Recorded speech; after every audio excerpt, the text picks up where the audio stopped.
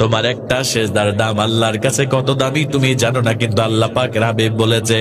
আল্লাহ নবীজি বললেন একজন যুবকের সেজদার দাম আল্লাহর কাছে কত দামি। ও কলিজার টুকরা যুবক, বিশ্ব নবী সাল্লাল্লাহু আলাইহি ওয়াসাল্লাম বলেন, যখন মুয়াজ্জিন মসজিদে আযান দিয়ে দেয়, হাইয়া আলাস সালাহ হাইয়া আলাল ফালাহ বলে আযান দিয়ে দেয়, একজন যুবক যদি সুন্দর করে ওযু করে সুন্দর পোশাক পরিধান করে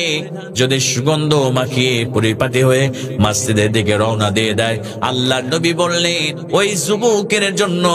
আল্লাহর অগণিত ফেরেশতারা ওই যুবকের জন্য মাগফিরাতের দোয়া করতে থাকে। জোরে বলেন সুবহানাল্লাহ। ও আমার কলিজার টুকরা যুবকেরা যারা নামাজ পড়ো না, ও যুবক ভালো করে লক্ষ্য করো, তোমার সেজদার দাম আল্লাহর কাছে কত দামি। এবার বিশ্বনবী মুহাম্মদুর রাসূলুল্লাহ সাল্লাল্লাহু আলাইহি ওয়াসাল্লাম বললেন, এবার যুবকটা যখন মসজিদের মধ্যে প্রবেশ করার পরে আমার রবের পিছনে আমার রবের নামাজের মধ্যে যখন আল্লাহু আকবার বলে দাঁড়িয়ে যায়, ও যুবকের আল্লাহর নবী বলেন ওই যুবকটা দুনিয়ার কোন মানুষের সামনে দাঁড়ায় না, দুনিয়ার কোন প্রেসিডেন্টের সামনে দাঁড়ায় না, দুনিয়ার কোন প্রধানমন্ত্রীর সামনে দাঁড়ায় না, তার প্রতিপালক তার রবের সামনে যুবকটা দাঁড়িয়ে যায়। আমার নবীজি বললেন যখন এবার যুবকটা আল্লাহু আকবার বলে দাঁড়িয়ে যে সূরাতুল ফাতিহা পড়তে শুরু করে দেয়, আমার নবীজি বললেন ওই যুবকটা দুনিয়ার কোন মানুষের সঙ্গে কথা বলে না,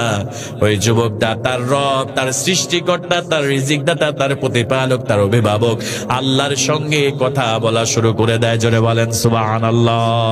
আমার মুসলমান ভাইরা, এবার বিশ্বনবী বললেন ওই যুবকটা যখন আল্লাহর কদমে সেজদা, নবীজি বিশ্ব নবী আমার বললেন ওই যুবকটা যখন আল্লাহর কদমে সেজদা দিয়ে দেয়, যুবকের সেজদা দেওয়ার কারণে আল্লাহর আরশটা পর্যন্ত থরথর করে কাঁপতে থাকে। জোরে বলেন সুবহানাল্লাহ। আমার মুসলমান যুবকেরা শুধু তাই নয়, বিশ্ব নবী মুহাম্মদুর রাসূলুল্লাহ সাল্লাল্লাহু আলাইহি ওয়াসাল্লাম বললেন